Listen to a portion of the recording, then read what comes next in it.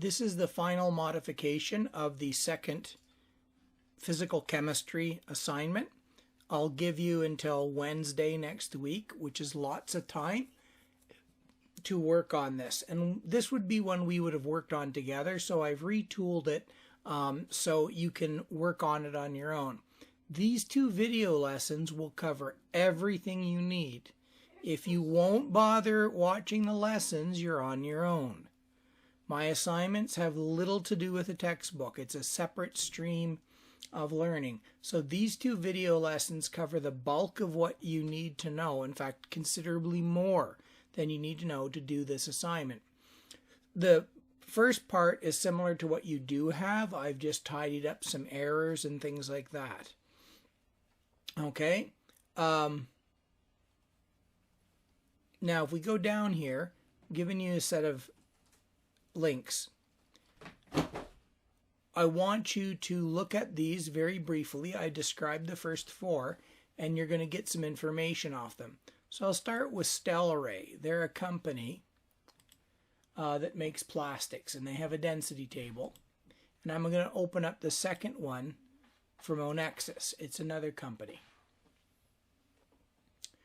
Most of you have heard of the Great Pacific Garbage Patch. We'll be touching that in ecology. I'm planning to do a lot of crossover work. That way we're not really dealing with discrete units in terms of like having separate units that we have to maintain. So if we watch the media, you hear all these stories about people in the oceans, you know, oh, turtles with straws up their nose because they're doing cocaine. There's all this floating plastic. The world's going to end. And then there are all these startups saying they're going to go out there and clean it all up. And what looked to me like very fake turtle in a bag, but that's not fake, okay? It really is that bad in places. So the question is this whole thing about going out and picking up the ocean's plastic one at a time a realistic thing? And so what we want to do is look at the densities of plastics. So both this company and Stellare have a list of their plastic behavior. So what I've done is I've done the research for you. I've brought the data to the table. You're bringing a brain. Now notice the column titles: shrinkage, density, okay?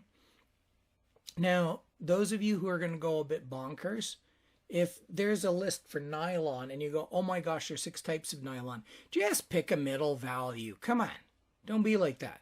Several kinds of polycarbonate, okay? You don't get nitpicky. This is a general overview. So what are you going to do with these? This list here is a bit cleaner than Stellare's because Stellare has a whole bunch of different attributes they're looking at: abbreviations, density values, shrinkage values. So what does this have to do with the assignment? Well, if you go down here, I've taken a chart, and this is the production of plastic throughout the world, okay? Where does the plastic come from? It's this graph right here. Primary plastic production. I did this research because it's actually relatively difficult to wade through all this and get it. So here's the list of plastics by the amount made. So polypropylene plastic, 68 million tons in 2015. Polystyrene, PS, down at the bottom, is only 25 million tons. Now, that's styrofoam, right? So it makes sense that styrofoam is the lightest, fluffiest plastic out there. Styrofoam doesn't actually add up to much weight. But anyway, here are the main plastics we make: polypropylene, low density polyethylene. This PP and A, you'll see, where is it again? I forget the name of it. Polyphthalamide fibers, okay? So this is what's being dumped in the world. And if we go to the EPA here, and we look at their data, this is very depressing. This is plastic production since 1960. And this is a nice graph because if you hover over it, it gives you data. It's kind of cool. So if we look, recycling, oh dear. That recycling thing is not very good. Combustion with energy recovery. What that means is setting fire to the plastic and using it to make electricity. But this is the part that's bad. Landfilled. Most plastic still winds up buried. So the plastic's not leaving the environment anytime soon. Let's go back to the assignment now. What I want you to do, and I've set it all up here, I've taken that chart from this world data sheet. Where did it go? It's right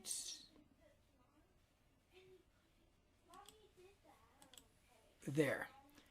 I've taken this list, all right, and I put it here, and I've given you the names of the plastics, and I want you to fill in their densities using one of these companies' charts like Omnexus here.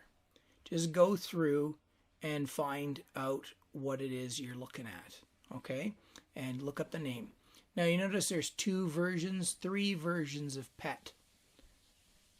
So don't go nuts on me. Just pick 1.3, 1.4 is good enough.